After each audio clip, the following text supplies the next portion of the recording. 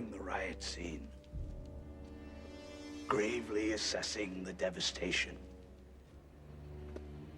Upstanding mayor stuff. You're not the mayor. Things change. What do you want? The direct approach. I admire that in a man with a mask.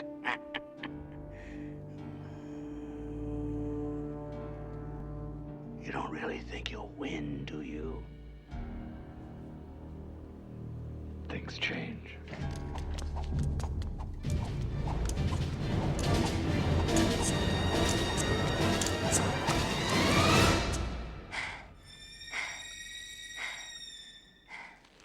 Meow.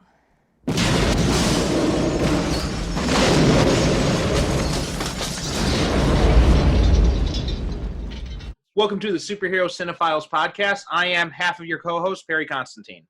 And as always, I am the other half, Derrick Ferguson. How are things going over by you, Derrick?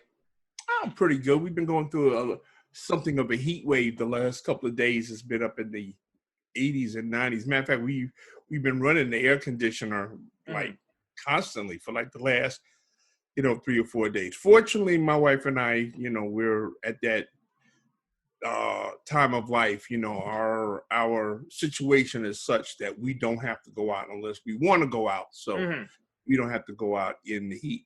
That's good. And endure. And yeah, you know what? It gives me an excuse to stay home and watch movies. Good. Especially superhero movies. Very good. And we've had a bit of a heat wave over here too. Probably not as bad as where you are, but we also had a bunch of rain lately. Like 2 days this week. No kidding. 2 days. Twice this week we got evacuation notices on the emergency alerts on our phones for like the lower parts of the city because there was so much rain that there was like flooding going on, and they're worried about like landslides and that kind of shit. So fool. Oh yeah. I mean, we're fine. We're like up in a secure part of the mountain, so we didn't have to worry about anything. For us, it was just an annoyance. But yeah, they like blared the siren and everything. It was nuts. Wow. Gave you a good scare, huh? Not really, because it's happened a few times, so you kind of get used to it by now. Like we had a big flood situation. I think it was last year, where like I literally could not get to work because they had closed off the roads both ways going down the mountain. It never fails to amaze me as to what, as human beings, we can get used to. Yeah. The stuff that, okay, it scares the shit out of you the first couple of times it happens. But then if it happens enough times, it's like, yeah, okay. Yeah. And we just carry on. We go to work, we go to school. Well, like we were talking about just before we started recording, like, this year has been so crazy that, when my kid is growing up, they're going to say, like, they're going to see something crazy and they're going to be like, why aren't you surprised? And I'll be like, because I lived through 2020. That's why. Yeah, exactly. I mean, for those of us who make it through 2020, I don't think that there's anything that will ever surprise us again. Although I shouldn't say that, because every time I say that, some shit happens. And, last time you said that, we had murder hornets, so, Yeah, we have murder hornets, so, listen. Hey, you know what? I read something on Twitter the other day that they said that the news, instead of saying breaking news, it should just be, okay, what shit has done happened now? Yeah. Yeah, I think that meme started going around, like, 2016 or 2017, but it's so much more. It's like breaking news, and it says like, "Oh fuck, what now?" Yeah, right. Yeah, exactly. And that's just been like the past like 3 years. Like it's just been getting progressively more and more insane.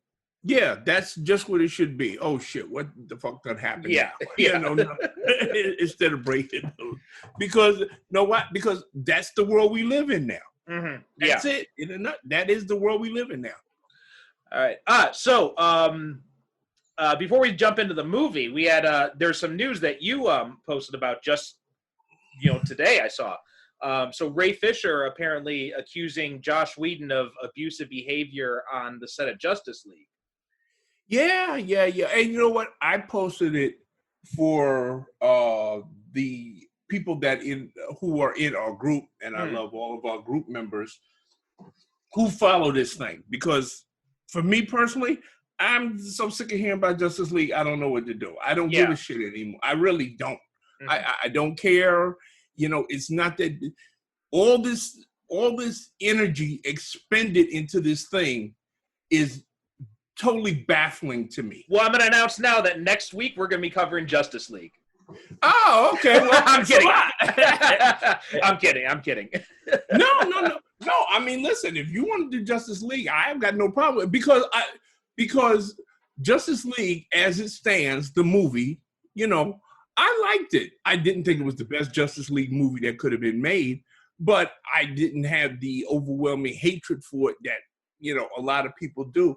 Right. And, and as I've said before, I don't believe that this director's cut is going to turn out to be the holy grail that everybody think, people acting like this is the Ark of the Covenant, No. The Justice League movie. I mean, come on, let's be for real, because it's not, as you said before, quite accurately, it's not as if was all these extra scenes that, never got shown or that the movie was taken away from him. Right. Yeah. He left because of a family tragedy. So, yeah. So it's not now if circumstances were different and the movie had been taken away from him and there was a lot of footage he had shot that was suppressed, okay, that'd be a different thing we're talking about. But that's not what we're talking about here. Right. Yeah. Also, so about these allegations, like, there's not really a whole lot to it. Fisher he speaks in generalities, and then he also implicates Jeff Johns, saying like he didn't do anything to stop it. And of course, Jeff Johns and Warner Brothers, they denied that there was any of that had happened, that they'd ever heard any complaints or anything like that. But Fisher doesn't really provide any examples of what was going on. Now, that's not to say he's lying or anything, but and Whedon has had some stuff come out against him before, like when him and his wife divorced, his wife came out and accused him of being a fake feminist who was cheating on her. And so there's that whole thing as well. So it's not like it's out of the realm of possibility, but there's nothing.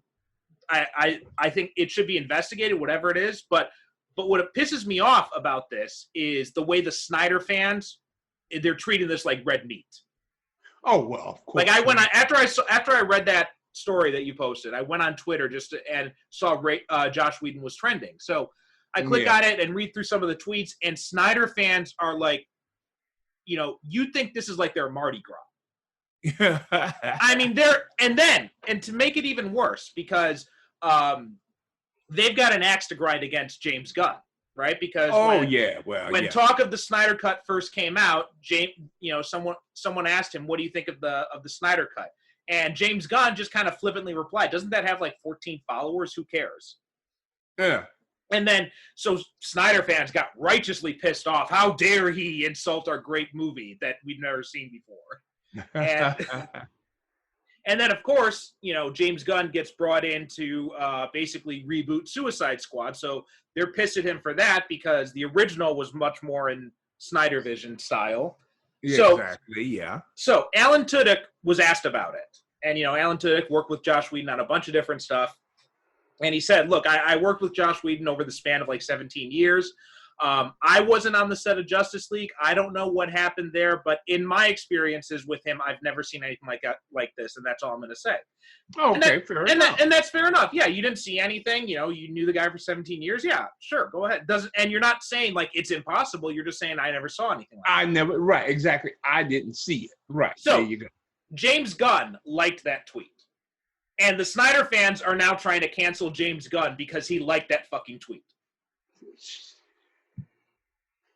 I mean, this whole thing has just gotten so out of here. And see, going back to what you said about, that there wasn't any specific details mentioned in the allegations. But something, our society has deteriorated to the point that really now that's all you have to do. Right. You don't have to give any evidence. You don't have to give any proof. All you have to do is just make the claim that there was some sort of abuse, whether it's sexual, psychological, physical, whatever, and everybody, they jump on the bandwagon. Really, that's all you have to do now. This also came out right after John Boyega said some stuff about his treatment on sets and stuff like that. So I'm wondering if Ray Fisher's just trying to jump on the bandwagon or what's going on here, because that has been known to happen. Now, again, I'm not like they should, any claim should be investigated, but the timing is kind of weird to me, and especially because back in when he was in 2017, he was saying like, oh, Josh Whedon did such a great job on set. Zack Snyder really found a good guy to replace him and all this stuff. So. Yeah. And I mean, and I don't know why it's so hard for people to just say, well, you know what, let me reserve judgment until I've investigated a little bit more. And then, I can make up my mind. Right. People like, I mean, they read stuff. And I was just having a discussion about this today, as a matter of fact, with somebody, and they were saying, oh, well, how come you don't post this, or how come you don't post that? I said, well, I don't post a lot of stuff. I said, because people aren't going to read it anyway. Yeah. I said, they don't. I said, people see shit on Facebook or Twitter or whatever like that, and they just read like the headline and stuff like that. They don't read the actual story. Mm-hmm. They really don't. So, and then later on, when you ask them about it, and then they say, oh, really? Well, I posted the story. Didn't you read? Well, no, I just read okay. Well, then you don't know what you're talking about. Yeah. It's just that simple. I don't know. I came from a generation where people prided themselves on talking on subjects that they actually knew something about. Right. You don't have that now. People, they just spout any kind of bullshit that, that comes to their heads. And when you call them on it, they get mad. Right. Well, I'm sorry. But as an adult, when I talk to you on a subject and you're answering me back, I'm going on the assumption that you know what the fuck you're talking about. Yeah. I also saw like some of these Snyder Films fans on Twitter going like accusing people who didn't like the Snyder Films of causing this abuse, essentially.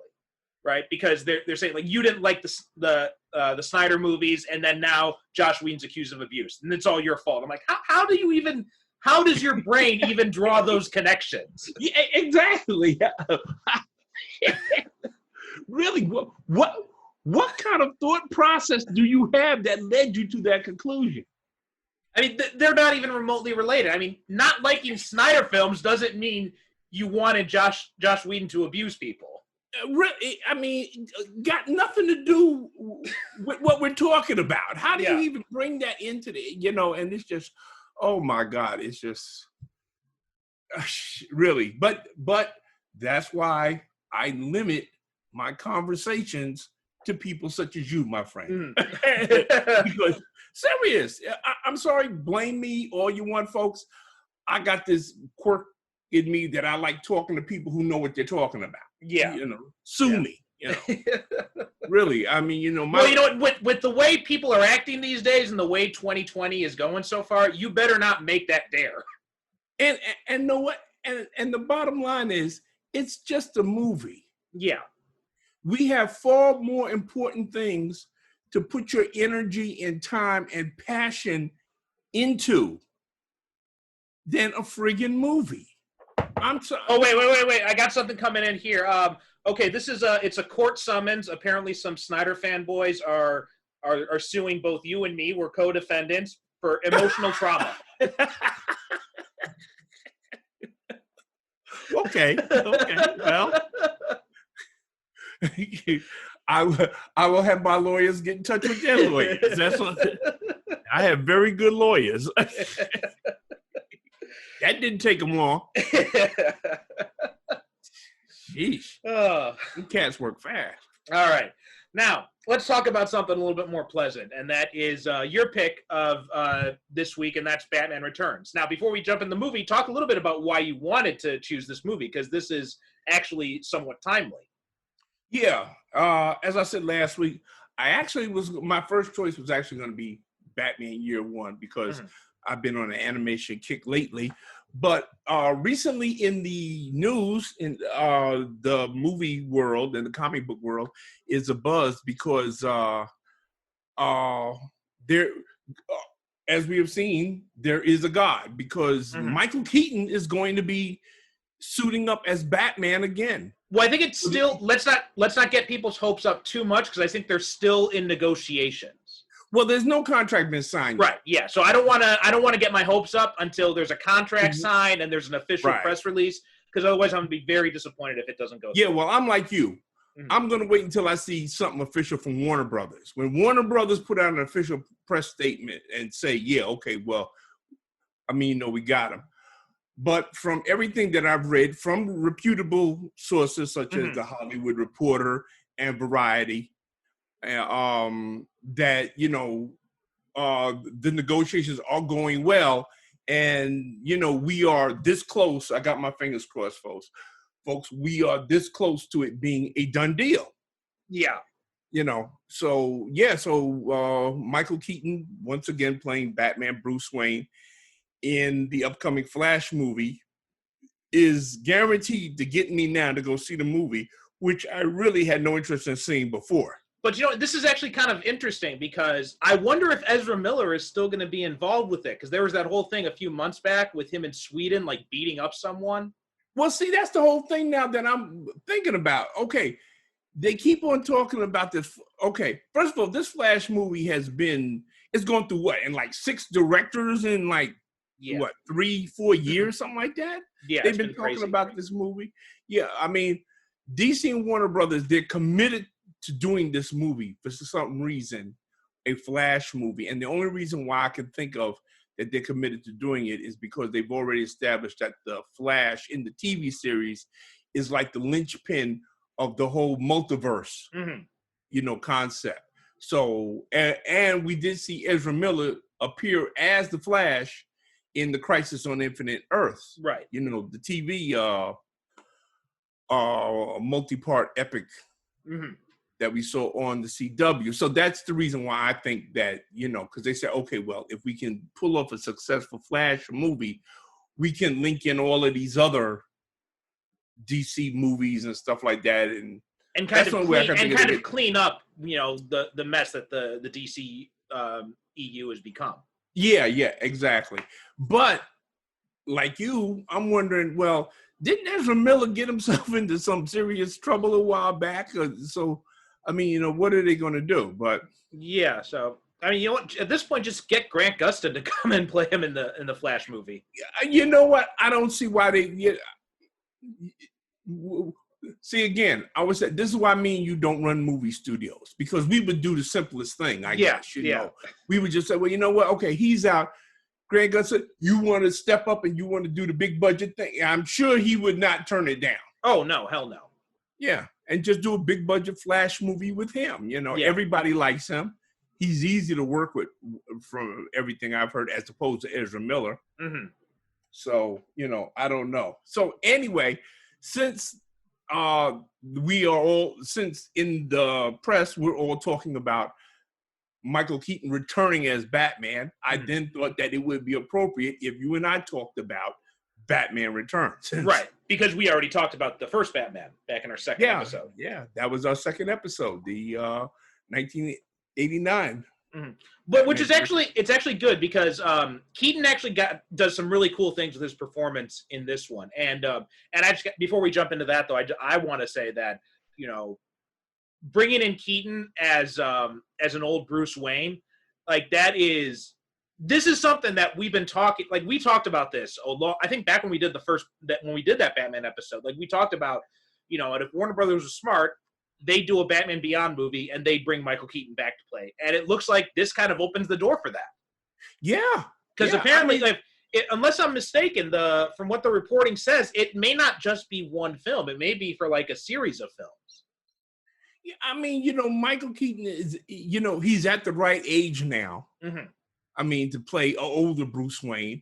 You know, matter of fact, he could do the live action version of The Dark Knight now. Oh yeah, I mean, I would love to see that. Yeah, yeah. I mean, Michael Keaton, and you know what? Now people take him seriously, right? Enough as an actor. Back when he first did the first Batman movie, you know, nobody took him seriously, and no, you know, and I mean, you know, there was telegrams, because of course we didn't have the internet then, but there Mhm. were telegrams and stuff like that, and there were actual protests where people saying Michael Keaton was going to, you know, ruin the movie. Now here we are. What is it, like 40 years later, and people are still saying that their favorite Batman is Michael Keaton. Well, also, like, and you know, that's not nothing to diminish Keaton's abilities back then, because he was a good actor back then too. But he's become so much more experienced, and he's elevated his craft so much. I mean, you know, some of these movies he's done in recent years, like obviously Spider-Man: Homecoming, but also Spotlight. He was amazing in that. The Founder, Birdman. I mean, he was the best part of the RoboCop reboot. Yeah, exactly. There was what was that movie I saw him in recently? American Assassin. I think that was it. He was in that one. He was good. You know, yeah. Oh, I mean, like all the roles that he's done, Michael Keaton has elevated his acting game to such a level that the man can literally play anything he wants now. And I forgot about this, but he was also in Jackie Brown. Yeah, Jackie Brown, right. Yeah, he was in that one, playing the same character he played in Out of Sight. Out of Sight, yeah. Right, Ray Nicolette. Yeah, Ray Nicolette, yeah. Which, you know, too bad they never got a spinoff from him about that, because I would have loved to see that. Well, they actually thought that that's the way they was going to go, because they got a special dispensation because those two movies were made by two different studios. Oh, okay. But, you know, they went together and they hooked up a deal and stuff like that so that Keaton could play the same character in Jackie Brown, you know. And I do recall reading an interview. They asked them, because some other character from that movie got a TV series, the character from Out of Sight. Oh, yeah, the Jennifer Lopez character. Right, the Jennifer Lopez character. She got spun off into a TV series. And they asked Keaton, would you like it if, you know, like Ray, you know, got his own set? And Keaton said, yeah, you know, I'd be down for that. No problem. But, you know, they do a lot of talking about things spinning off and stuff like that, and it never happened. Well, actually, that's a nice segue into this, because this movie was also, for a long time, there was supposed to be a Catwoman spinoff from this movie, which would have brought Michelle Pfeiffer back and would have been directed by Tim Burton originally. And Tim Burton had actually worked on the movie for a little bit, but it ended up eventually morphing into whatever it was that Halle Berry gave us. Yeah, that was the original plan. This movie was intended to kick off Catwoman spinoff series. Yeah. Okay, now let's jump into this movie. Now, I remember I saw this movie back when it first came out in the theater in 1992. So I was like 9 years old when this came out, maybe 8, because it was probably like, because it came out in the summer, so it was probably like right before my 8th birthday. So or right before my 9th birthday, I mean. So yeah, so I was probably like 8 or 9 years old when this came out, and because I love I'd become a Batman fanatic by this point, right? Because I loved the original movie. I was watching the TV show on reruns, the Adam West show, because the animated series didn't come out until I think the fall after this movie came out. Yeah. And like the hype for this movie, like you talked about Batmania in 1989, I was too young to remember that. So, but for me, my Batmania was 1992. Like I had bought all Batman stuff. I had like all the toys. I had like all these different clothes. I had like Batman t-shirts, Batman pajamas, you know, Batman everything. Like I I mean, you know, there was a Batmania around this movie, of course, because everybody was, you know, okay, before everybody was about, Tim Burton. Oh, well, they weren't sure about him as director. They wasn't sure about Michael Keaton. Forget about it. There were people lined up for months before this movie came out to see it, because now, of course, everybody loves Michael Keaton as Batman, and Tim Burton, he's a genius. He's, you know, he's revitalized the entire genre, which he actually did. He did. He actually revitalized the whole genre of what a superhero movie could be. So yeah, so now people were eager.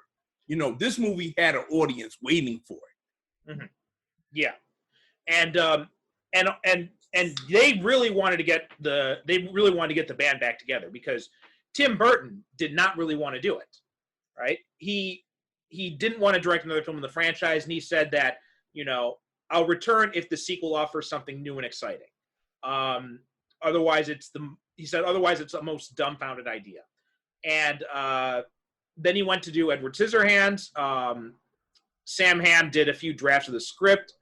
And Hamm's script also had the Penguin and Catwoman, but they were going after hidden treasure. So it wasn't like this. And, Burton wasn't really interested in that. But he did like Daniel Waters, who wrote Heathers. And so he brought Waters on board to do Batman Returns. And so he had Waters do this rewrite, and Waters came up with this kind of social satire with, the evil mogul backing a mayor candidate, and the whole idea of the Penguin running for mayor actually came from the 60s TV show. There was a 2-part episode. Says here, His Honor the Penguin and Dishonor the Penguin. Yeah. Yep. Exactly.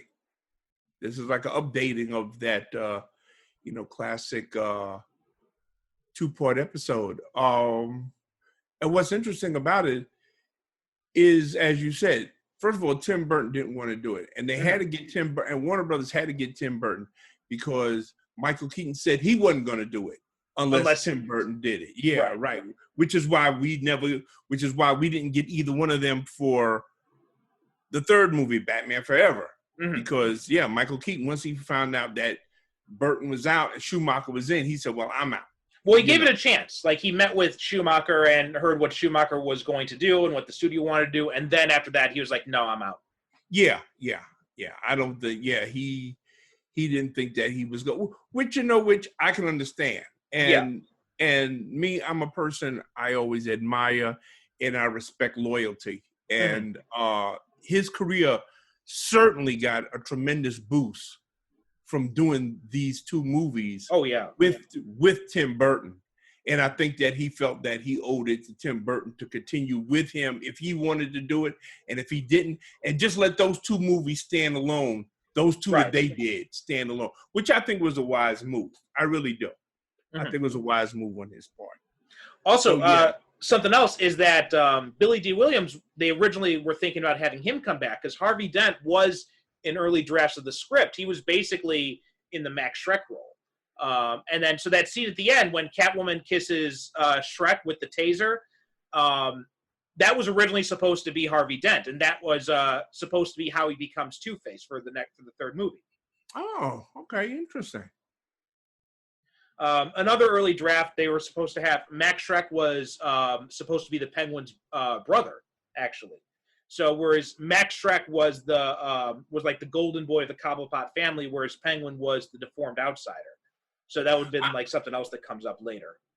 I'm glad they left it just the way they did because, first of all, Max Schreck is a tremendously entertaining and interesting character on his own. As Max Schreck. I mean, this is a character totally original. We've never seen him in any of the Batman comic books, anything like that. He was created for this movie, and Christopher Walken is obviously having the time of his life being a Batman villain. Oh, and he's so perfect in this movie. You can see he's having so much fun. Yeah. I mean, this is the first thing I ever saw Christopher Walken in. And like I said, when I was a little kid, that guy creeped the fuck out of me more than the Penguin did. You know what? The Penguin, okay. The Penguin, to me, is very problematic in this movie. He is. He really is. First of all, you could tell that this is the character in the movie that Tim Burton is really interested in. Yeah. He's really not interested in any of the other characters as much as he is in the Penguin. And Danny DeVito, okay. Speaking of people that didn't want to do it, Danny DeVito didn't want to do this at all. No. It was Jack Nicholson that talked him into it finally. Right. Because they're good friends. And Jack Nicholson said, finally said, listen, man, it's good money. Take the money, go put your kid through school. And finally that was the argument that persuaded Danny DeVito to do it because it's also the same argument he gave to Morgan Freeman when Morgan Freeman wasn't sure if he was going to accept for Batman Begins. Yeah. So you know what? They should probably send Jack Nicholson a check or something for all the times he's convinced people to be in a Batman movie. Yeah, exactly. That's what it is because Danny DeVito had zero interest in doing this, and the character is so far from. You know me. I always say that when you take a character so far from the original concept, that it might as well be a brand new character, because this Penguin he's not really, at least not to me, he's not frightening. He's more disgusting and repulsive than anything else. Right.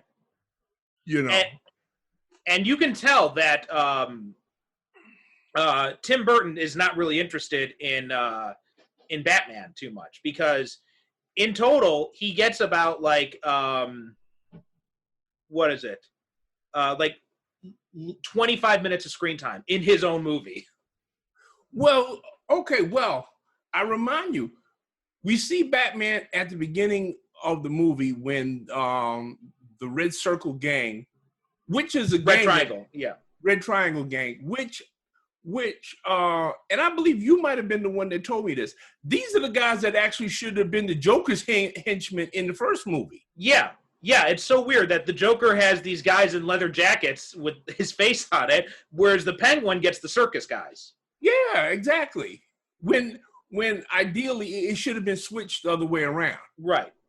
But okay, so Batman, he drives into the the celebration that they're having, and he rescues them from them, and then he disappears from the movie for about the next 10-15 minutes or so. Yeah, we don't see him as Batman again for a while until after, like, we see him again as Bruce Wayne. But yeah, we see him as Bruce Wayne, but we don't see Batman for a while. No, I don't think it's until after all this other stuff happens. Like, Selena Kyle becomes Catwoman, the Penguin and Shrek hatch their plan for him to be mayor and to start causing chaos in the city. And then when they start going chaos, that's when Batman comes up again.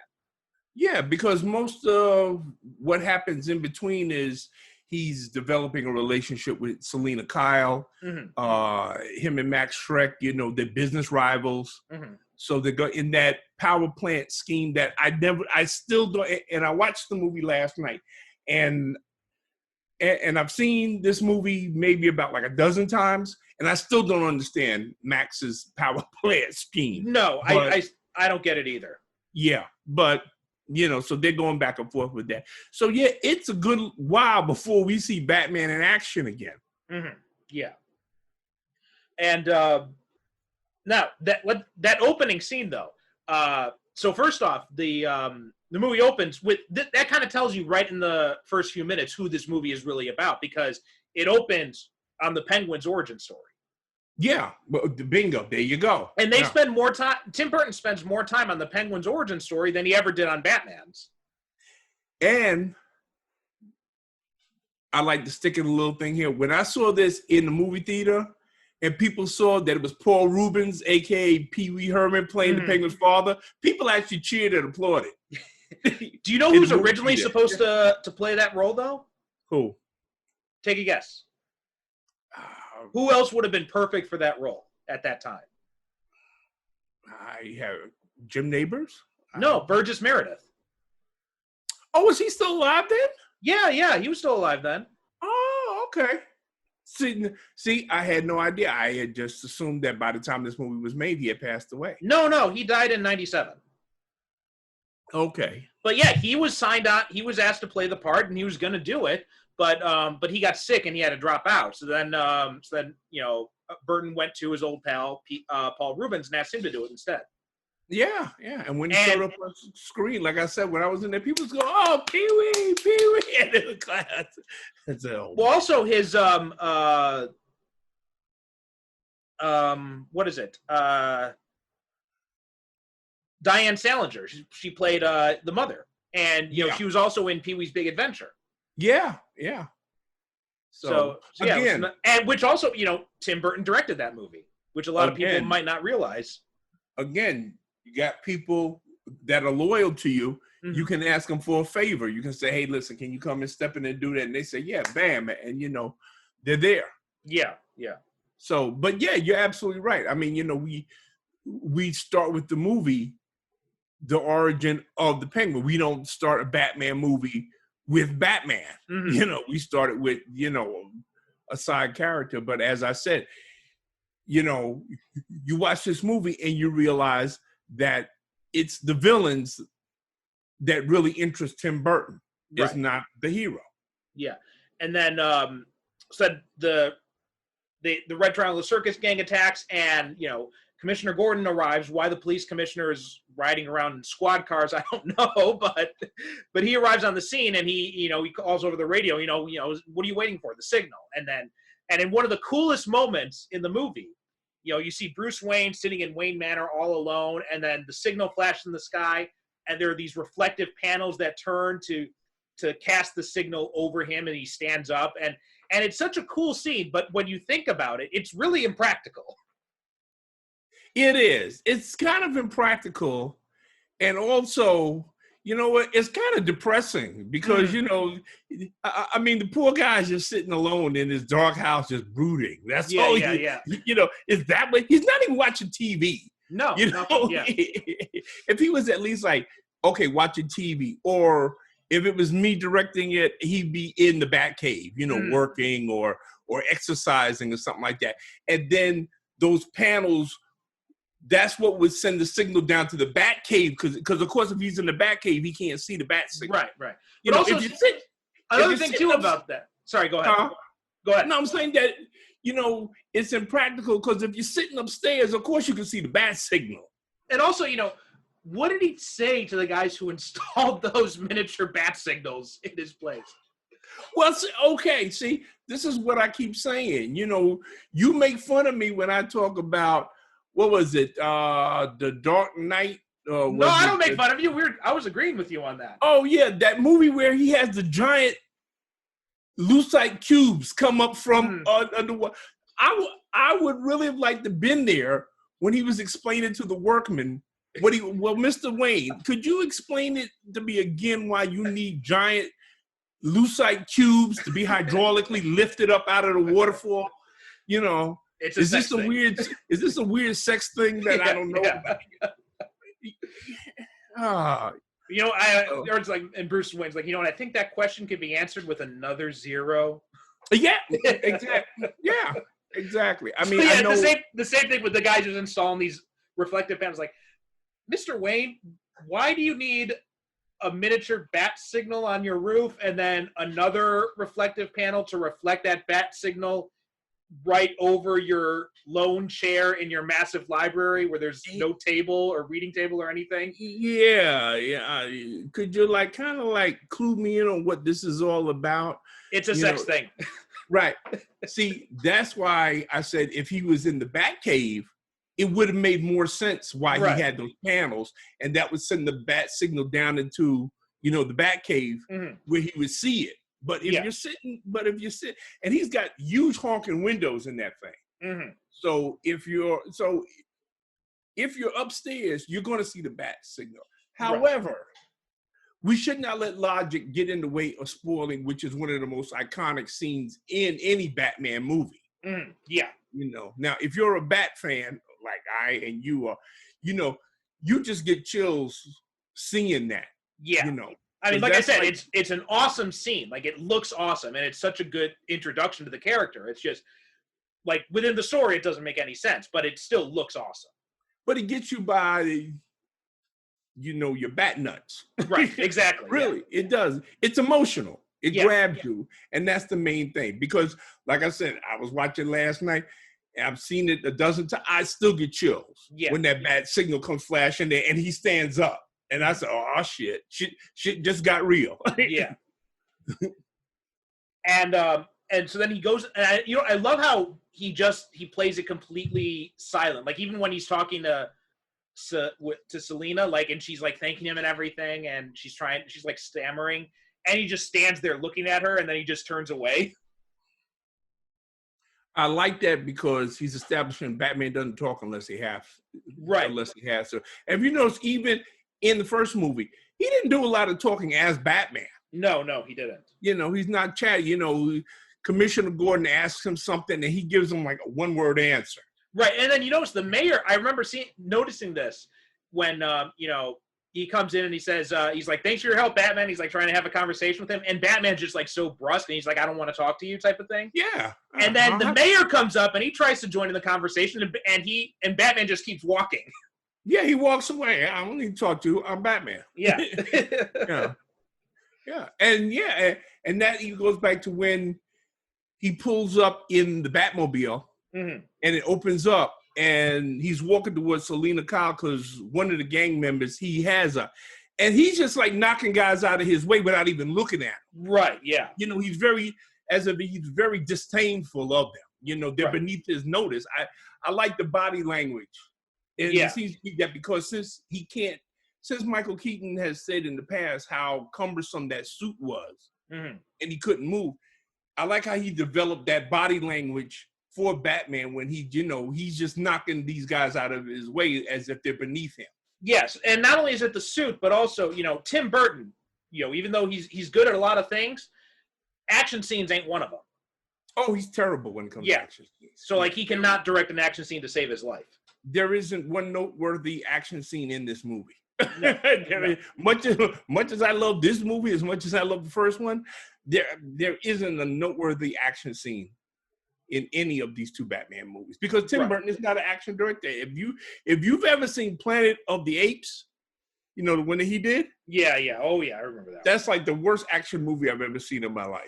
I remember seeing that on my birthday. That was a really depressing birthday. Oh, Patricia and I saw it in Florida. We almost got thrown out of the movie theater. Really? Yeah, because we were making so much fun of the movie. Yeah, we almost got thrown out there. People were complaining, and the assistant manager said, "Listen, y'all got to calm down." And Patricia was the one that said, "You shouldn't show such shitty movies." There. I looked at her. I said, "Whoa, that's why I love you." No, because usually she's very, she's the one calming me down. And right, yeah. Derrick, she be quiet, yeah, but it's a terrible movie. I know.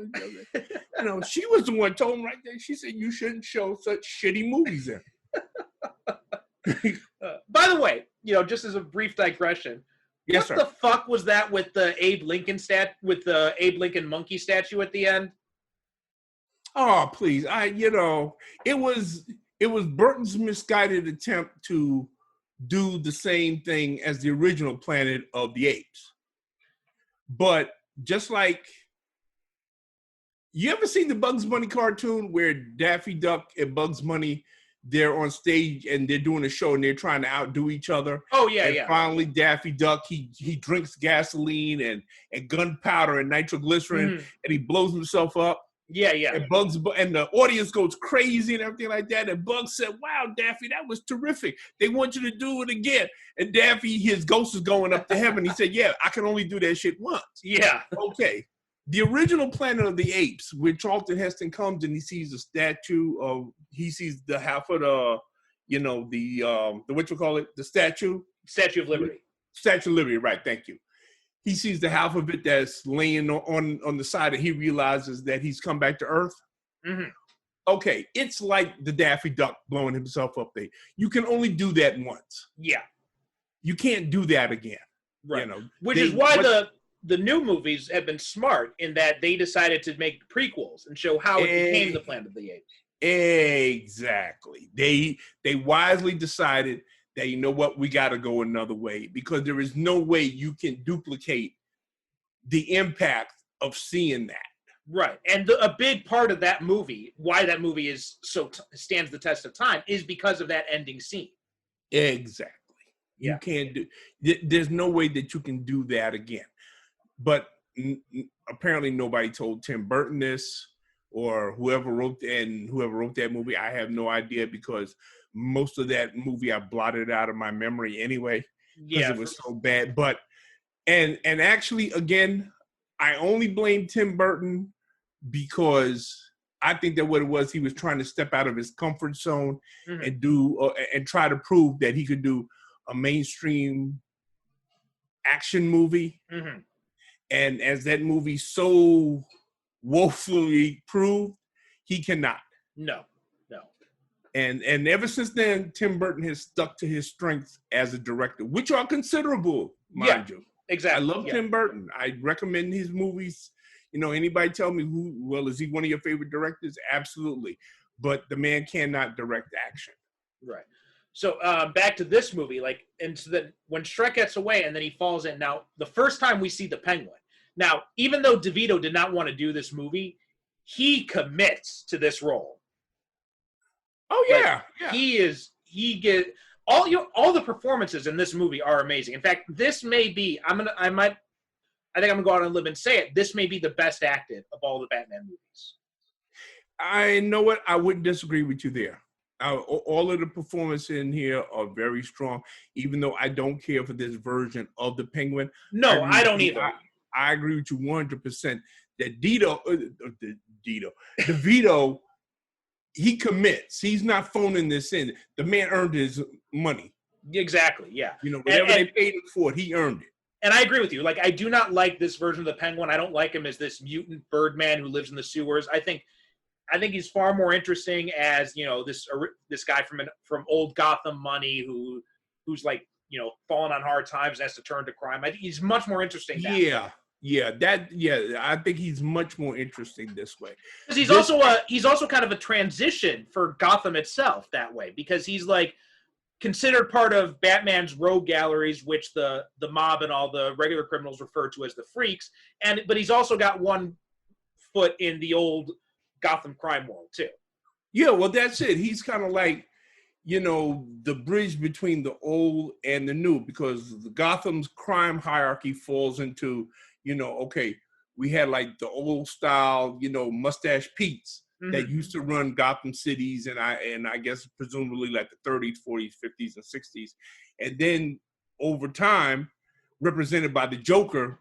I guess when he comes along, then that's when we start to get the rise of the freaks and the supervillains, and they take over as the crime. But the Penguin, he's like you say, he's in the middle. Yeah, and also like Batman, he's part of that aristocracy of Gotham. Right. Which again, as you said, makes him a very interesting character right then and there, because in a lot of ways that makes him like the anti-Batman.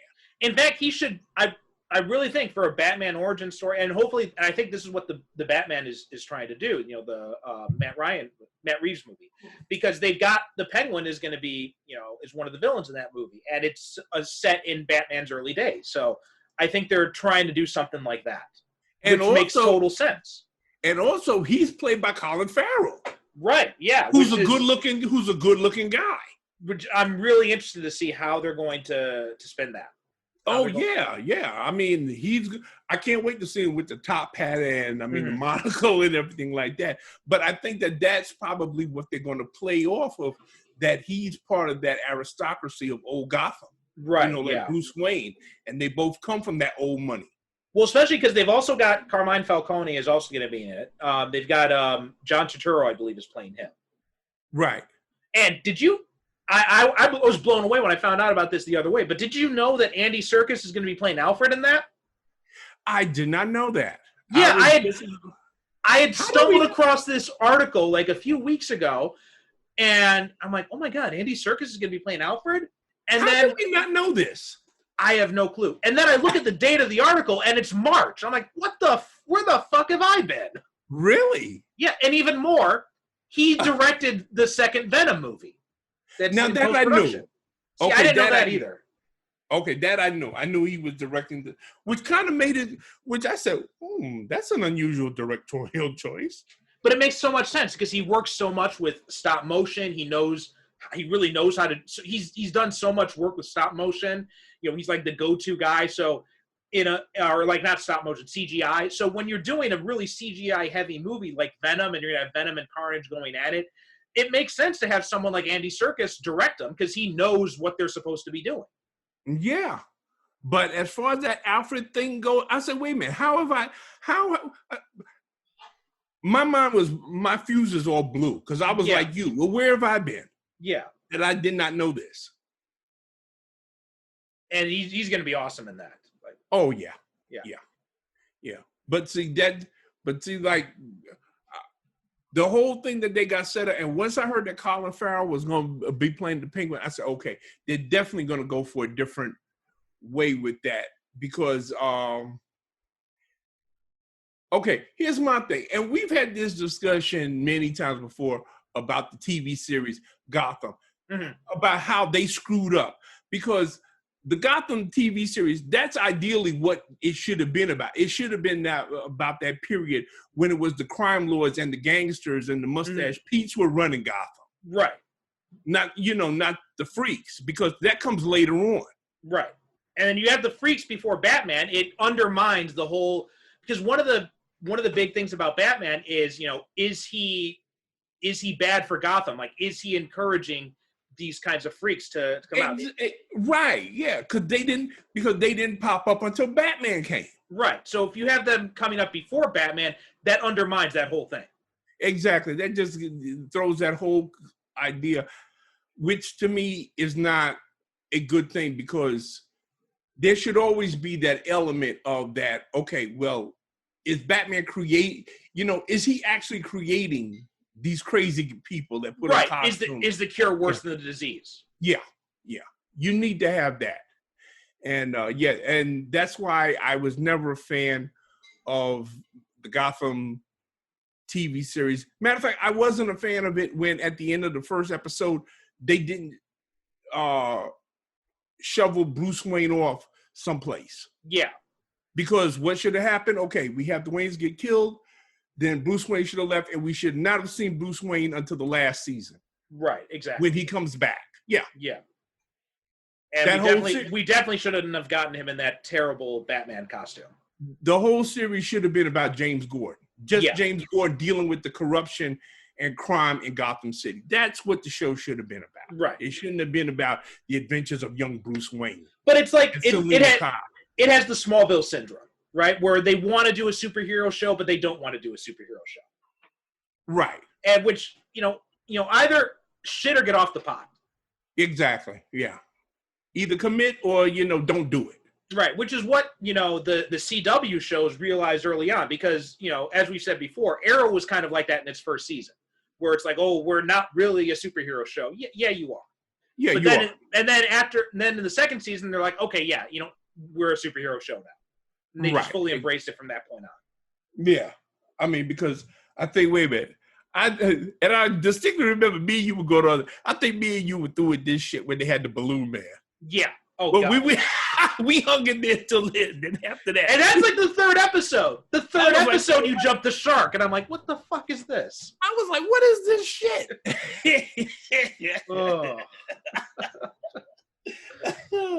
Oh Lord have mercy.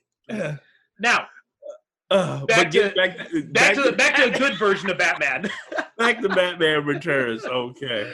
But the interaction between Penguin and Shrek, like, Walken and DeVito are so good on screen together. Oh yeah. Like, I mean, they make such great villains in this one. They make a great pair. I like how the fact that when he first meets the Penguin, he's not scared, he's not intimidated. He's like mildly curious as yeah. He said, "Well, who is this guy?" He said, "Oh, this is the Penguin. This is the Penguin Man." He said, "Okay." And I love how he keeps trying to play like he's in PR mode the whole time. Yeah. Right? He's like, "Oh, I think that's unfair." He's like, "I'm a businessman, tough, yeah, shrewd, okay, but I am not, but I'm not evil or anything like that." And he's like, yeah. Then he takes out the hand of his partner.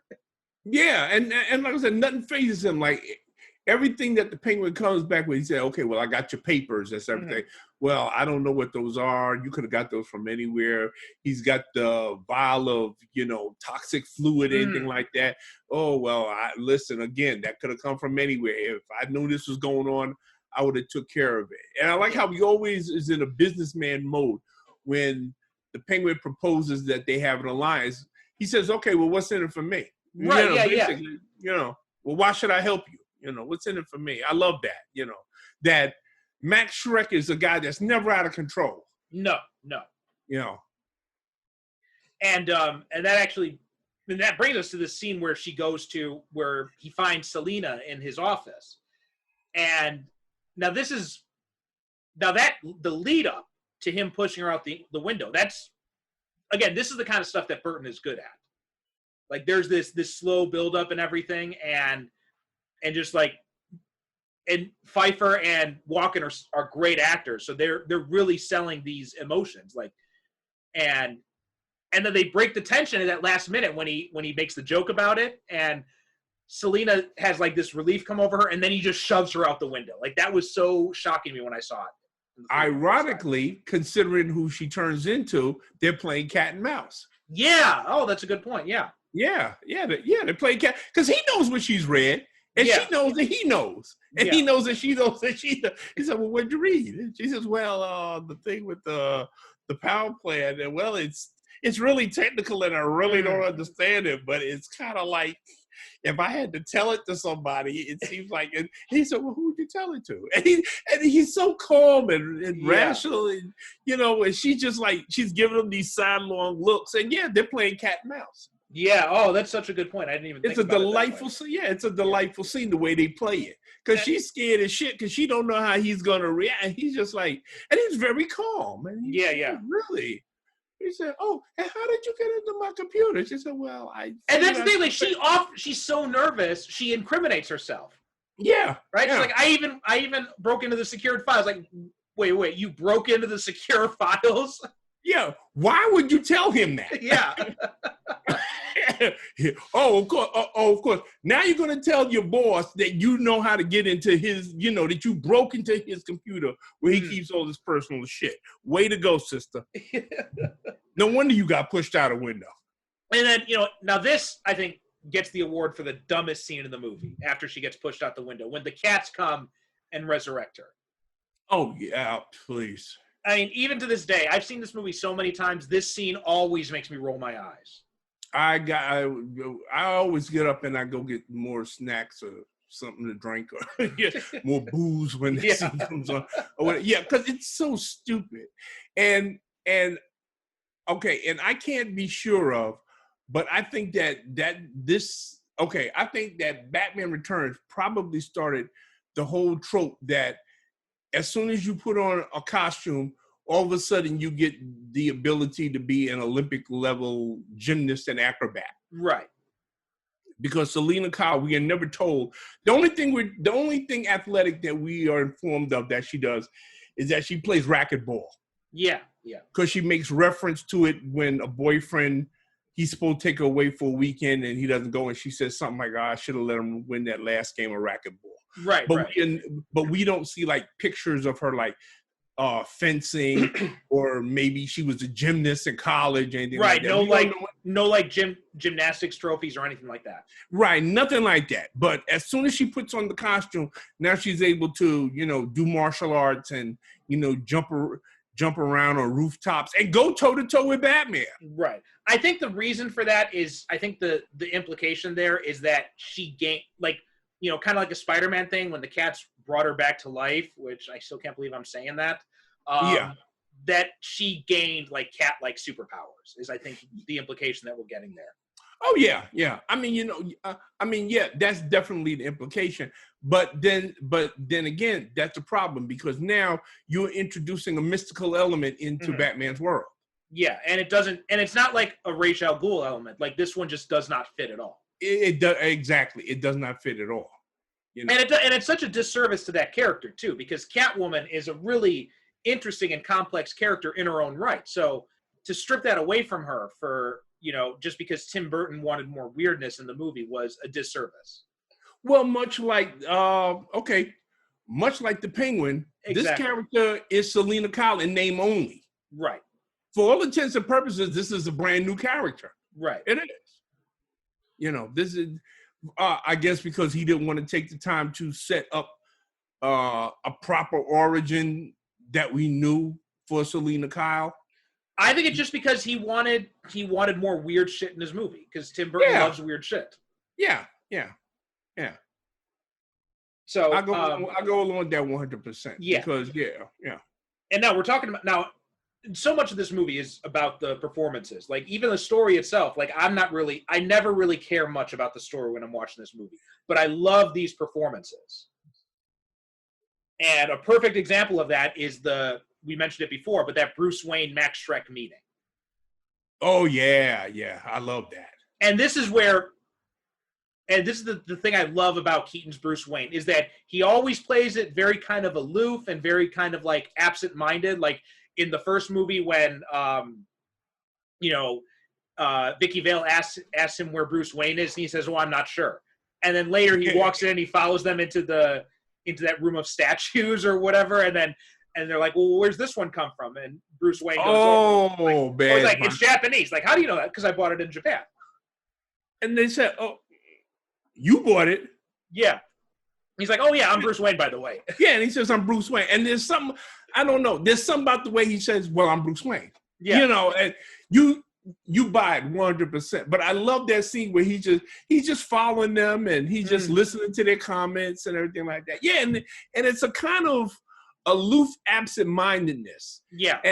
And the brilliant thing about Keaton's performance as Bruce Wayne is that you don't know if that's really him as Bruce Wayne, if that's really how Bruce Wayne is, or if he's just pretending to throw people off. Well, here's the thing. I think here's where we see it. It's him just pretending, because when he goes into that meeting with Shrek, you can tell, like, Shrek kind of feels like he knows how to play this guy. He's like, "Oh, this is a dumb billionaire with the trust fund. I can con him into giving me what I want," right? And he's like, I con the Penguin out of into doing what I want. And then Bruce Wayne comes in there like ready for war. Yeah, and you can tell he's all about zero bullshit. Yeah. Now, yeah. This is not him, being absent-minded, anything like that. He's come prepared. Right. And he even throws shade at him and Shrek too. He's like, right? He's like, "Well, I don't have a boss like Cobblepot in my corner." Yeah. And for the first time, Shrek gets rattled.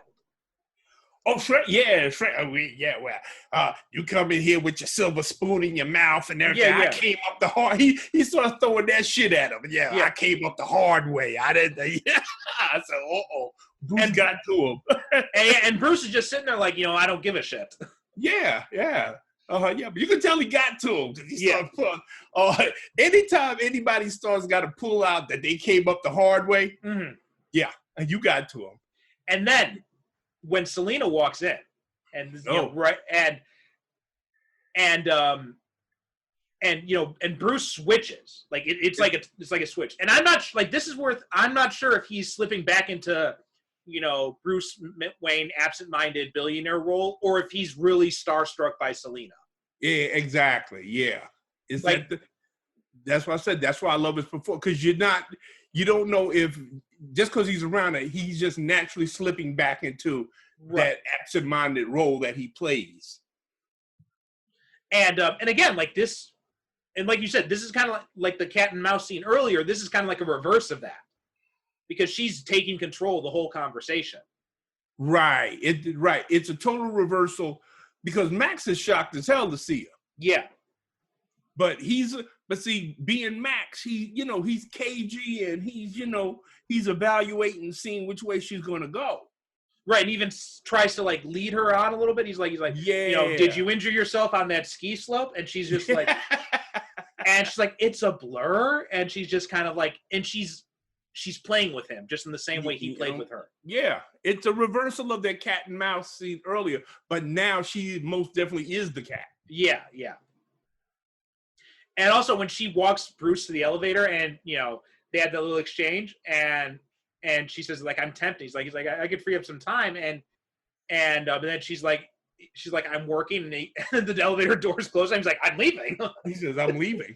He said, "Wait a minute, he forgot to press the." Oh man, Keaton is so good in this. Mm-hmm. Yeah. Okay. And we got to talk a little bit more about Michelle Pfeiffer's performance in detail, because even though she is not, the Catwoman we know from the comics, like, she's so good in this movie. She's amazing. Well, like everybody else in this movie, she commits to the role 100%, and she plays the, out of any character in this movie, even including Max Shrek or the Penguin, she's the one I think has the most complete character arc from start to finish. Definitely. Because we see her transformation from the mousy, we get the impression that she's very put upon. Mm-hmm. She's very shy. She's good at her job, but she's insecure. We get the hint she's got a dominating mother. She's not successful in her relationships. As a matter of fact, the only thing that she is good at is her job. Right. And when she's thrown out that window and she is brought back to life, she gains confidence. She gains self-respect. She gains all of these things that she didn't have before. And she's determined not to be used and by then anybody. Then she ends up being used anyway. Yeah, well, that's the tragedy of this character. Unlike any other character, not even the Penguin has the tragedy of her character. No. Because, she ends up getting used again, despite all of her best efforts not to be used. And then, again, here's the tragedy. She finds love, but she won't accept it. Right. From Bruce Wayne. She won't, she actually refuses it.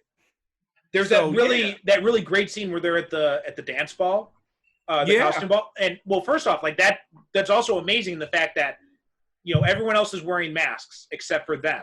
Except for them. Yep. Because not wearing the mask is wearing a mask for them. Yeah. Exactly. And a lot of people don't pick up on that, but everybody else in that ball around them is wearing masks except for them. Yeah. And it's because, like, them, when they're putting on the masks, that's who they really are. When they take off their masks and they go to things like this and they pretend to be normal, that is the mask they're wearing. And as a matter of fact, you know what? Every conversation that Bruce and Selina have in there, because they even have a conversation about duality, every conversation that they have in this movie is really good. Yeah. Because you know what? They are both sensing the darkness in each other.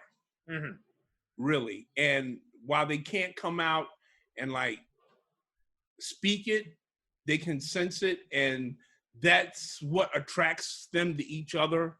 That sense that he is a kindred spirit who, if I just open up to, that's why Bruce just yanks off the mask at the end, because he doesn't give a shit anymore. Right.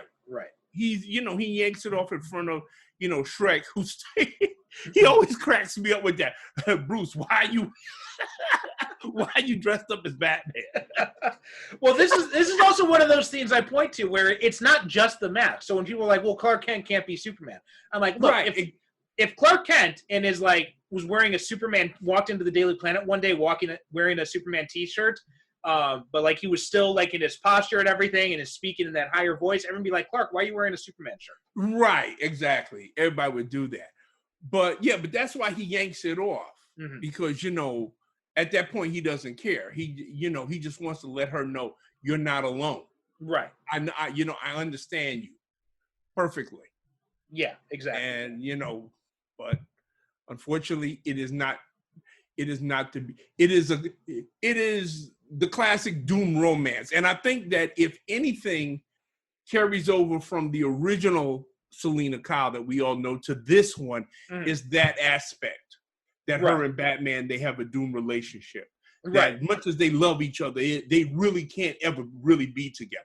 Right. And this is the only movie to date that's really touched upon that. Like, there was hints of it in Batman 66, but of course that was because he thought she was someone else. Yeah. And then again in what was it, The Dark Knight Rises, they actually have a happily ever after ending. Yeah, they do give them a happily ever after. Right. But this movie, you're right, it does drive home that theme that, they love each other, but they can never be together. Yeah, that's the whole thing. It's the classic doom romance. Right. Which I don't mind.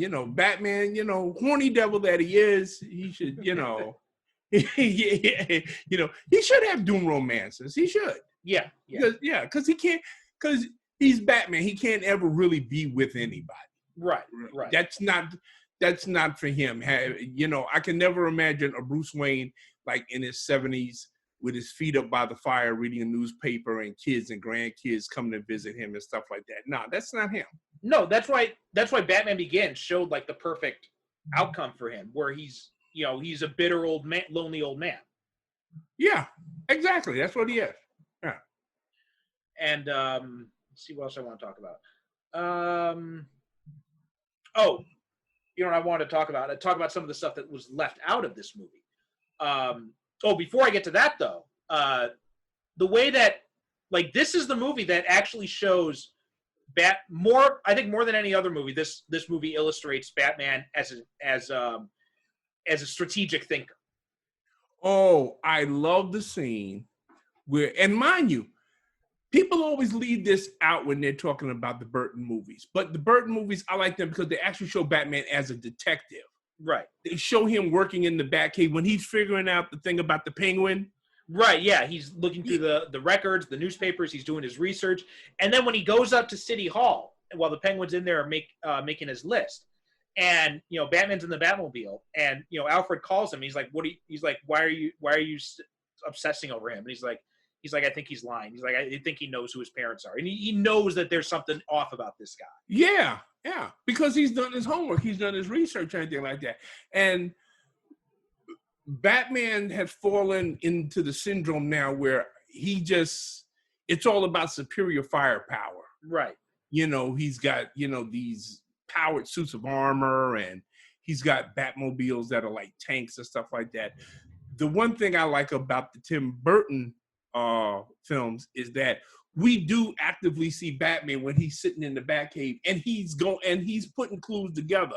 Mm-hmm. There's a part where Alfred, he brings him the file and he said, okay, well, here's a file. He's going through the file on Jack Napier, and he's looking and he said, okay, he's got an aptitude in chemistry and everything like that. And Michael Keaton, one reason I love him, among others, I love him as that he's a guy you can see him thinking. Yeah. You look at him and you say, yeah, there's a brain at work here. Yeah, exactly. Which I think is absolutely necessary for a character like Batman, who, like you said, is a strategic guy. Mm-hmm. He's always thinking. And then then he brings down the Penguin, not by, beating him up or anything like that, but by playing that audio. Yeah. Oh, yeah. He does a scratching thing. Yeah. Yeah. That's how he brings him down. And then I love the Penguin's line to that. He's like, "Why does someone always bring eggs and tomatoes to a speech?" Yeah, but he said, because he realizes that the way to defeat the Penguin is not for him to beat him up, but for the people of Gotham to reject him. Right.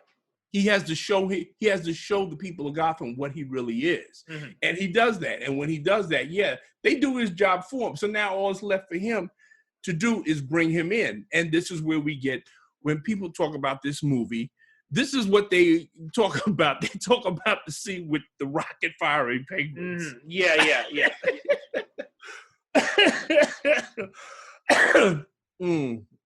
Which man.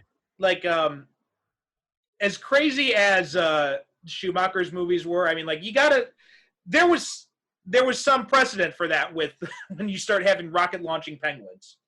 Well, I mean, listen, if you're going to have the Penguin, why not have rocket launch? And because at this point, it's like one scheme after another.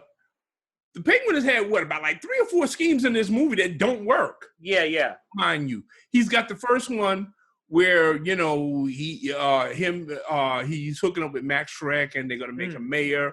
Then he kidnaps all of the kids. He's gonna hold them for ransom. That doesn't work. So now he says, okay, well, you know what? I'm just gonna blow up Gotham with these rocket firing penguins, which I might add is one of my favorite things that I like in Justice League, when the Ben Affleck Batman and the Jeremy Irons Alfred actually make reference to this incident. Right, yeah. Yeah, I love that. Yeah, they talk about it. They say, remember the good old days when all we had to worry about was rocket firing penguins? And I remember they started to up they started to up the toy quotient in this movie, because you had and this is also kind of part of this movie, they took inspiration from The Dark Knight, because when the Batmobile is going crazy and it splits apart into that bat missile thing to go through the narrow alleyway, and then something similar happens in The Dark Knight. right? Oh, yeah, right, yeah. When the Bat Pod ejects out of the Batmobile. Yeah, the Bat Pod, yeah. And then you get the Bat Ski boat that he uses to, which only Batman would think, you know what? I gotta build a vehicle in case I ever have to travel through the sewers really fucking fast. Oh, and when that thing showed up, everybody in the audience just said, "Whoa, what the hell is it?" Like you said, only Batman would say, "Yeah, I need a ski boat to travel through the sewers." You know, but you know what? It's so cool. We go along with it, right? Yeah, yeah. You know, it's so cool. It's just so cool that we go along. We should mention though. We should take a little time before we go on to anything else, and that. Because you and I always get into arguments with people about the Joel Schumacher movies and why there was such a great disconnect between the Tim Burton movies and the Joel Schumacher movies. First of all, I would like to say to people that, okay, Joel Schumacher, when he was brought on, as a director, the decision, Tim Burton said, okay, well, I don't want to do it anymore. And Joel Schumacher was brought in. Joel Schumacher actually wanted to do Batman Year One. Right. Now, here's the thing. Unlike Tim Burton, like Joel Schumacher actually was a fan of the Batman comic books. Exactly. Yeah. He was a dedicated fan of them, and he wanted to do a serious version, a straight serious version. Like I said, he wanted to do Batman Year One. That was shut down by the suits at Warner Brothers, who did not want a totally serious version of Batman because of Batman Returns. Right. Because now I didn't see this myself, and I don't know anybody else who had, but reportedly, there were kids that had to be taken out of the theater because the Danny DeVito penguin frightened them. So, well, actually, I was a kid, and I have very vivid memories of watching this. And when the Red Triangle Gang first appears in Gotham City, and there's this one guy, I think he's wearing like this big skull mask.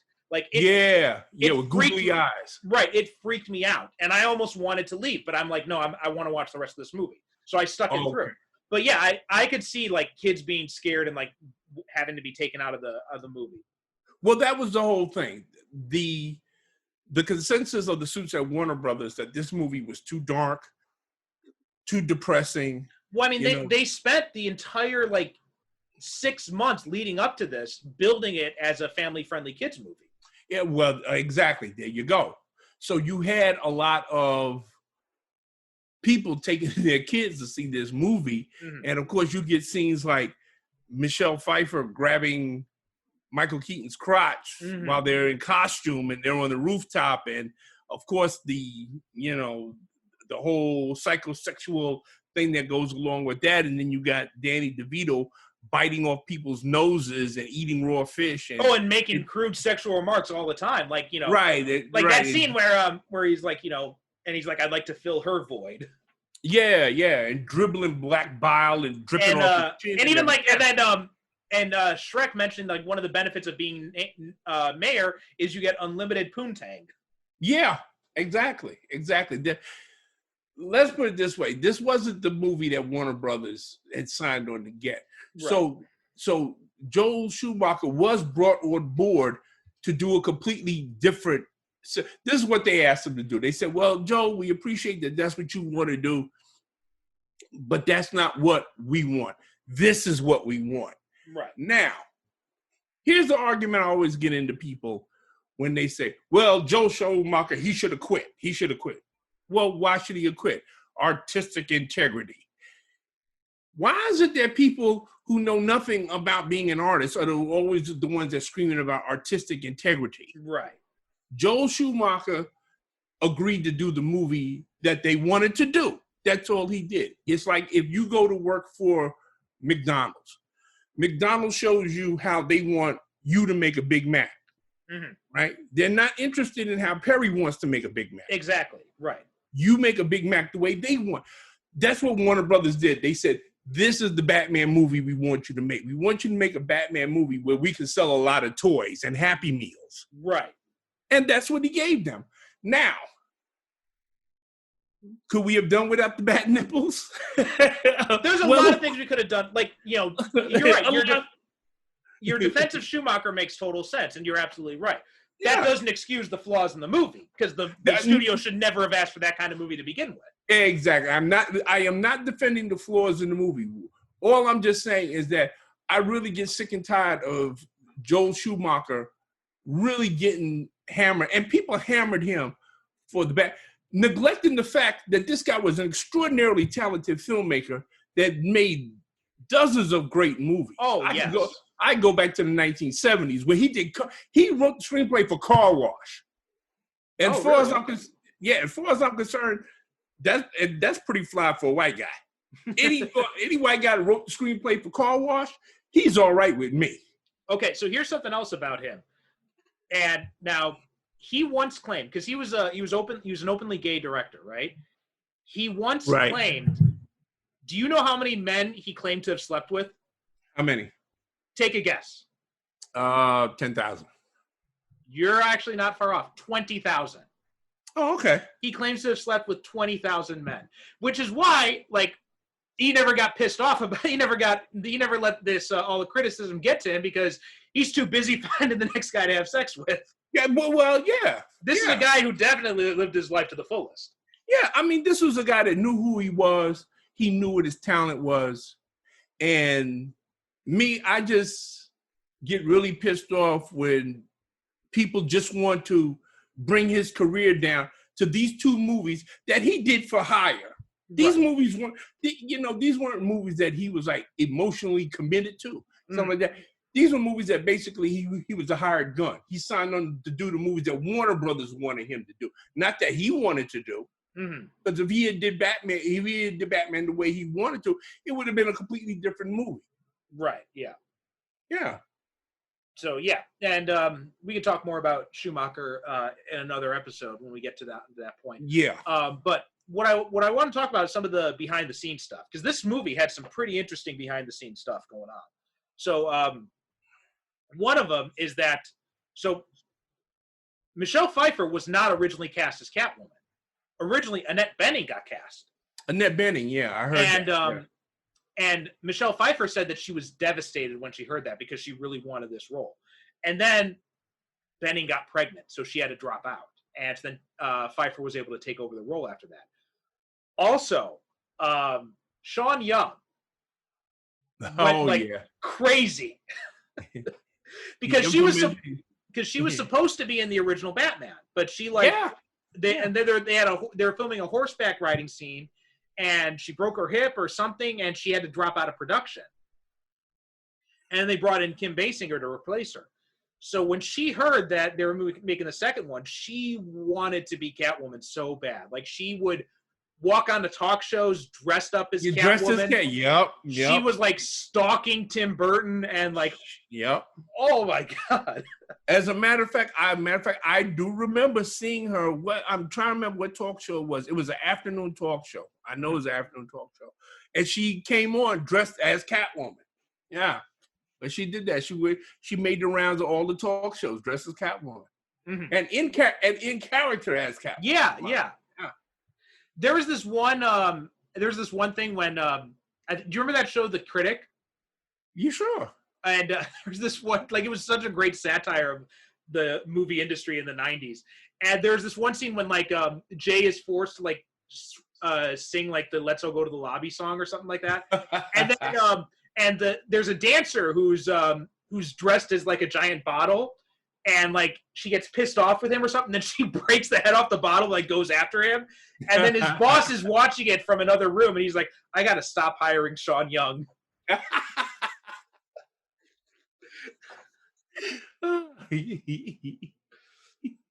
Yeah, that sounds like her, because she got the reputation after that. And as a matter of fact, for a while, she couldn't get hired for the longest time, because the word was that she was nuts. She was, certifiably nuts. Yeah. She couldn't get hired for the longest. And then, and also, Robin was supposed to be in this movie. Yep. And played by Marlon Wayans, right? Played by Marlon Wayans, yeah, exactly. Robin was supposed to be in this movie, but I'm trying to find the thing that the writer here. He had made a comment about it.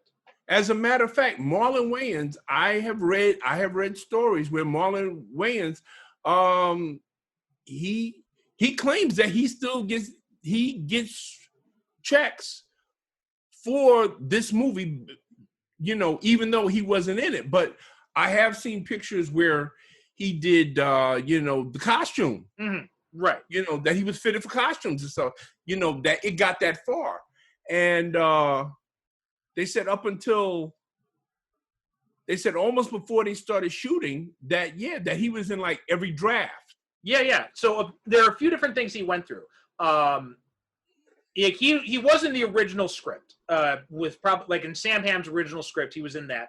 Now Waters didn't like him in that because he called Robin the most worthless character in the world, and so then he made changes to him. He said like at one time he was a juvenile gang leader who becomes an ally to Batman, and then later he was changed to a teenage garage mechanic, and he's like, and Waters said that he's wearing this old-fashioned garage mechanic uniform and has an R on it, and he also drives the Batmobile at one point apparently, and so that scene when they're trying to figure out how to replace the Batmobile, apparently it was going to be Robin who is brought in to fix it up, was probably the original intention. Yeah, there was another draft. I think he was a car thief. Right, who steals the Batmobile at one point. Yeah. And Marlon Wayans was cast, and he was also signed on for a sequel. And he had done a wardrobe fitting, and they had worked with DC Comics to redesign Robin's costume. So that became like the costume that Tim Drake wears in the comics for like, what was it, like 10, 15 years before they finally changed it. That was the basis for the costume that they were using in the movie. They were trying to do like kind of like some synergy between the two, just like right. And I think they brought in, I think it was Neil Adams they brought in to redesign Robin's costume. Yeah, that's what I heard, Neil Adams. And in fact, when the toy lines came out, and I think I mentioned this before, but because the toy lines are made way in advance of the movie. So there are a few things they had to do with the toy line. One is they thought Robin was still supposed to be in the movie, so they put him in the Tim Drake costume because they didn't really have the images of what they were changing it to for the movie. So they put him in the Tim Drake costume. If you look at that first Robin figure from the Batman Returns toy line, he's got darker skin and he's got like, one of those, that the high top hairstyle. Oh, okay. And you look at that toy, and if you don't know the story of Marlon Brando, you're like, why are they showing Tim Drake with as a black teenager with like a black 80s hairstyle? Ah, fascinating. Okay, see, I did not know that. Yeah, so that's why the Robin figure looked a little bit, because I remember using it as a kid. I'm like, oh, is Robin black now? I remember. Whoa, wait a minute. How long has it been since I read comics? Yeah. Well, this is actually before I started reading the comic books, but I knew Robin from the 60s show. Is Robin black now? Yes. Yeah. No, but something that's legitimate. Yeah. I mean, I would have. Wait a minute. What? And then no way. And I bet you that those toys are worth a shitload of money. Oh, probably, yeah. Well, I remember the hardest one to find was Catwoman. Like, you could not find a Catwoman toy to save your life. Really? And because this is they were short pack, right? They were like, okay. You'd have like a box of figures that would be shipped to the toy stores, and like Catwoman, there'd be like a box of like 12 figures in one box, and you'd have like like a few Batman, few Penguins, few Robins, and only one Catwoman.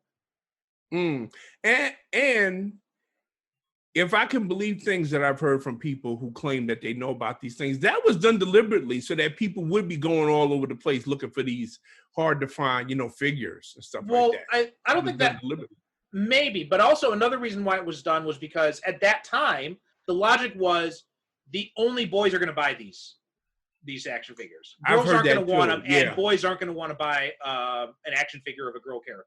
I've heard now. See that I've also heard that's why they don't make a lot of female action figures, because, like you said, the popular perception is that these are boys that are going to buy them. Right. Yeah.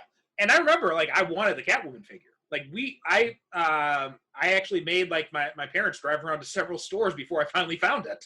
Well, see what I mean? You made them drive all over the place looking for this. Yeah. And you know something? Because eventually the parents is going to buy you something else. Right. Just listen.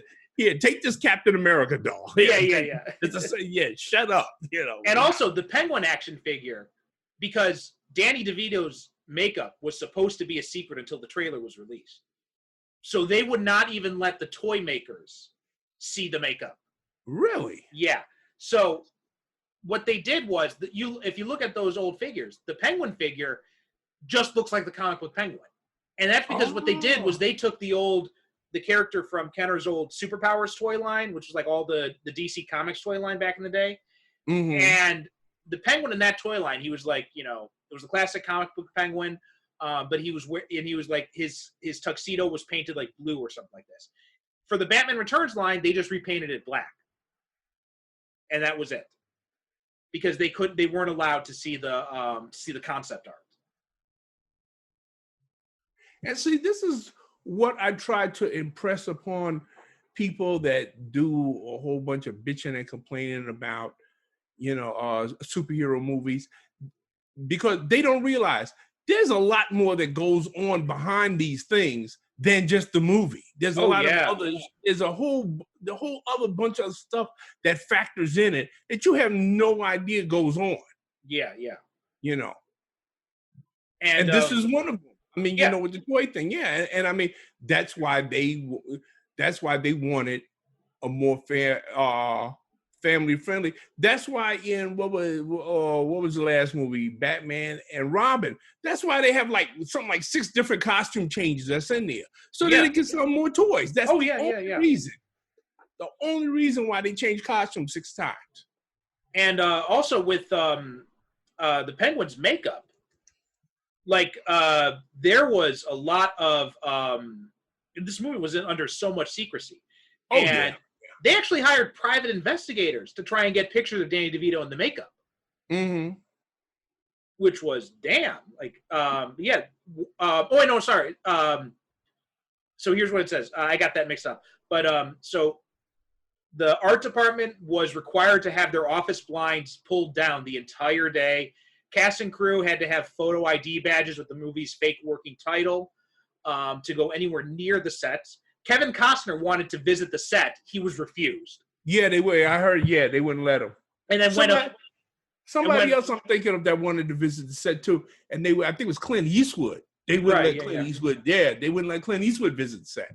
And then, so a magazine did get a photo of Danny DeVito as the Penguin, and then Warner Brothers hired a private investigator to track down who leaked the photo. This was pre-internet days, folks. It was like the Wild Wild West. Yeah. No, really. I mean, when you consider how much money that they had wrapped up in this movie, Warner Brothers had a shitload of money tied up in this movie. So that's why they just, they wanted everything tight.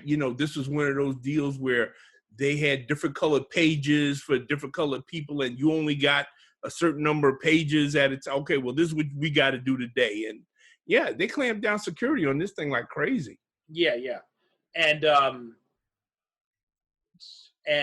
something else I wanted to mention. Oh, the backlash for this film. So we talked a little bit about the beginning, but like the backlash to this movie was so extreme that McDonald's, who had been co-producing, like they released like a Happy Meal toy line and stuff like that. Yep. They pulled their promotion. Yep. Yeah. Because of parents groups freaking out over the movie. And that scared the shit out of the producers, out of Warner Brothers. Because they're like, oh my God, what do we do? And already Burton's already thinking about doing the third one, which was also going to be following the same tone. And there were rumors that he would have had, Harvey Dent become Two-Face, Billy D. Williams, and he would have had, and also rumors, of course, that Robin Williams would have been the Riddler. So there's lots of rumors about this movie. But because there was such a backlash to it, like Warner Brothers told Burton, like, look, if you want to come back for the third one, we got to make it lighter. We got to make it more family friendly. And Burton said, well, I don't want to do that. So then Warner Brothers went with Schumacher instead. And to Schumacher's credit, he was friends with Burton, and he asked him, like, look, they offered me this movie. Do you mind? And Burton said, no, go ahead. Yeah. Because he was done with it. Because right.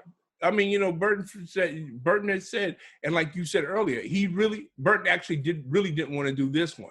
No, but he said if he was going to do it, he did it the way he wanted to do it. And again, we see this thing whereas these studios, they hire directors, and you know what? This is what you're getting. Right. You know, you don't hire a guy like Tim Burton, you know, and to do a family-friendly Batman movie. That's not what you're going to get. Right. And now, one other thing to talk about in this movie before we wrap up is, well, two other things. First off, the guy who plays Max Schreck's son, this guy, I'm convinced that this guy took that role just so he could have the chance to do a Christopher Walken impression to Christopher Walken's face. Really? I don't know. I'm just saying. I'm making a joke about that. But he's so good at this. He's basically just imitating Walken the whole time, and does such a good job of it. Well, there's one point where the Red Triangle Gang, they've come to kidnap him, and he tells them to run, and he sounds exactly like Christopher Walken. Yeah. He says, "Oh yeah, well you're gonna get him, you know, but over my dead body," and yeah, he sounds exactly like him. Now, this actor, I looked him up because I was curious about him. His name's Andrew Brynjarski, and he's actually a former bodybuilder. He was Zangief in the Street Fighter movie. Oh, okay. Well, you can tell he's a big, muscular guy. Yeah, but I didn't realize he was that big. I didn't realize he was like Zangief. And, he also played Lobo in the Lobo Paramilitary Christmas Special. No fooling. Yeah, which was like kind of like this fan film thing. And he was also the new Leatherface in the Texas Chainsaw Massacre remake. Oh, so he's got a legitimate acting career. Yeah. So I just wanted to mention that. And then now about like this movie, one of the reasons Tim Burton was allowed to do that decided to do this movie is because Warner Brothers said, look, you can basically do whatever you want. And that's kind of the weakness. That's, I think, the biggest weakness of this movie is that Tim Burton had no restrictions on him. And even though it's a good movie, it's not really a Batman movie. No, it's not. It's not. It's a solid movie. I enjoy like I said before, I watched it last night, and I found myself enjoying it. I always enjoy, you know, any Tim Burton movies. I don't think that there is a Tim Burton movie, with the exception of Planet of the Apes, that I don't enjoy. And I enjoy his vision of Batman. I believe that one of the reasons why I like it is that he puts it in its own world, in its own timeless, you know, world. So that's why these movies don't look dated to me. Right. I think that one of the flaws of the Christopher Nolan Batman movies is that it goes so far trying to show how Batman would operate in the real world that for me, it does that it has the opposite effect. That okay, it's showing me how Batman couldn't work in the real world. Yeah. You know, that's why I like the Tim Burton movies, because it puts Batman in his own reality, which is where I believe that he works best, when you put him in his own reality. You know, so that's why his movies still look fresh to me. You know, there is no definite slang or pop culture references that tied to any particular time period. Right. You know, which I enjoy. So, but it has those indulgences that we've talked about. I think he goes too far with the Penguin, just like you said, the whole thing with the kids having to be taken out because, he went too far with that. Right. You know, the whole sexual references, you know, I believe that takes away from it. I mean, not that you can't do a Batman movie where you deal with the whole thing that people get turned on by having masks and stuff like that, but that's not the movie that Warner Brothers wanted. Right. You know, so Yeah, I mean, there are definite flaws in this movie, but it's but it is a satisfying movie for what it is. If there was anything that I would do more of, I would have more Batman, of course. Absolutely, yeah, because he's only in there for like 24 minutes or something like that. And also, like, there's the sadism of Batman. They kind of goes a little bit too far in this movie. Like when he straps the bomb to the one guy's chest, and he like kind of smiles before he throws him off, and the guy blows up. Oh yeah, well he straight up murders two guys in the. Oh yeah, I mean one time he like they're these two guys they spit fire at the Batmobile, and then he turns it around and he blows the fire exhaust and lights them on fire. Yeah. So I mean those guys are dead. Yeah. Oh yeah. If they're not, I mean listen, if they're not dead, they wish they were. Yeah.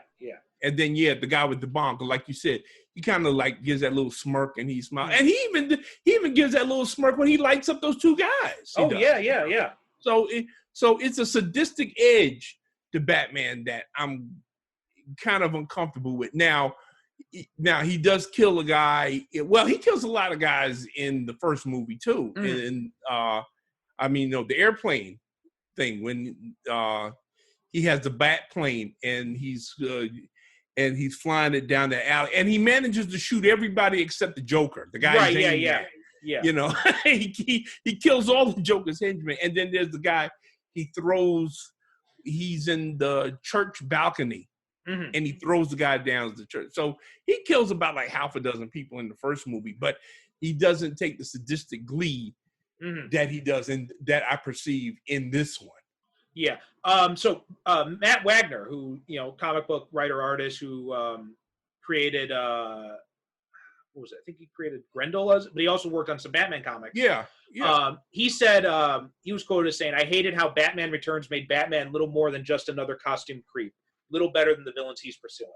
And there's something to that. And but also, Ty Burr wrote in Entertainment Weekly that no wonder some people felt burned by Batman Returns. Tim Burton just may have created the first blockbuster art film. And I think there's something really to that. Like he doesn't really, like I said, the story in this movie actually is pretty weak. But there's so much other stuff going on. There are these really good characters arcs. They're really good acting. The visuals are amazing, but there's like all these like themes of like sexuality and all that kind of stuff playing around in the background, but they never really form into a coherent story that makes any sense. Well, the whole art film thing, I go because as I said in the last episode, one of the things I like about this movie is that it's almost like a black and white film in color. Right. Like the only bright colors we see are the Christmas trees and anything that's got to relate to that we see bright. But in the other scenes, the colors are like really muted. There's no really bright, and especially like there's a scene where the Penguin is going through the graveyard and he's going to the graveyard. And that's like black and white, So a lot of this movie, it reminds me of, and of course there's a lot of that German expressionism kind of stuff. Right, and Burton loves that stuff. Yeah, Burton loves that stuff. So there's a lot of that in here. So the whole thing where this is more art. I can definitely see that this has, now you brought it up, I can see there's definitely more of an art film feel to this one than in the first one. Yeah, definitely. Okay, so any final things you have to say about Batman Returns? I enjoy it. I like it. I've got wait a minute. I've got the first 4 Batman movies on Blu-ray, and I take them out at least once a year, and I enjoy them. As a matter of fact, thank you for giving me an opportunity, an excuse to watch Batman Returns again. Well, don't thank me. This was your pick. Yeah, well, listen. Yeah, but you gave me the impetuous because remember I was going to do Batman. Right. And then we saw so. Listen, I take any opportunity I can to watch any of the Tim Burton Batman movies. Not that I need an excuse, but I just enjoy watching them over and over again. And even with all of the flaws that it has, as you pointed out, I just enjoy the performances in this one so much because everybody, you know, I can't emphasize enough how much Christopher Walken is having such a good time being a Batman villain. And you know what? In fact, this is kind of funny. Apparently, Tim Burton didn't want to cast Walken because Walken scared the crap out of him. Really? Yeah. Incredible. You know, he almost gives off like a Christopher Lee kind of vibe in this movie. Yeah, especially with the white hair. Yeah. He could almost be Christopher Lee's son in this movie. I love that the pinstripe suits he wears with the leather gloves. Like you just know this guy is sinister all over. Oh yeah, well yeah, exactly. That's the whole thing. You know, I mean, he just gives off that vibe that he's, and when he does, because he is a song and dance man from way back, and you can see that in his body language because this seems like Shrek is almost dancing when he walks. Yeah. You know, like he's bouncing along. You know, it's not like he's like walking like everybody else. He's actually bouncing. Mm-hmm. So yeah, I mean, it's a great performance. Michael Keaton, if you're listening to this, I love you as Batman. I pray that it's true that that we will see you again in The Flash, or if not The Flash, in some other movie as Batman again. Because to me, Dark Knight Returns. I mean, to me, I'm sorry. A lot of people think I'm crazy. I don't care. You can think I'm crazy, but yeah, Michael Keaton is my favorite live action Batman. If we're talking favorite Batman, period, of course, that's got to be Kevin Conroy. But if we're talking live action, yeah, it's always going to be Michael Keaton. Okay. Really good summation. So next week is my pick. And normally I don't want to go back to the well too many times with like the same character. But we did have some other Bat news in the past few weeks that was really kind of the opposite of the Keaton news, whereas the Keaton news was something to be happy about. This was something to be sad about, and that's that Joel Schumacher passed away. Yeah. So I wanted to kind of talk about one of his movies. And so I was going back and forth whether or not to do Batman Forever or Batman and Robin. And I think I'm leaning towards Batman and Robin. What do you think? Okay. Okay, so we can do Batman and Robin. Now I want to do Batman and Robin because, you know, it's universally like despised, but you and me, we are not going to be spending the next episode bashing Joel Schumacher and bashing this movie, because even though it's got a lot of bad things about it, you and I have both kind of come to see it as one of those it's so bad it's good movies. And actually, for those of you that are listening to this, do this in preparation for our next episode. Watch the 1966 Batman with Adam West, and then watch this one. Yeah. And I think you'll get an idea of where I'm going to be going with that episode when we do it. Right. Okay. Just do that. Just do that experiment, folks. Yeah, that's a good way to do it. And that's part of what put it in my mind too, because after we watched 66 a few weeks ago, and I'm like, it started getting me thinking about it. Yeah. Okay. All right.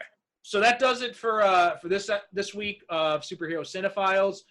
Head on over to the Facebook group, pop in and join in the discussion. Leave us a review on iTunes. You know, give us anytime you rate and review this show, then it helps boost us up, and they show it to more people so we can get more listeners. So boost the signal, folks. Boost the signal. Yeah.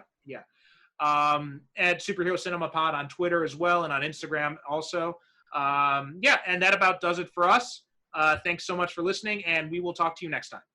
Okay, thank you very much. And as always, remember the coronavirus is still out there. Wash your hands, wear your mask, be careful. Good night. God bless.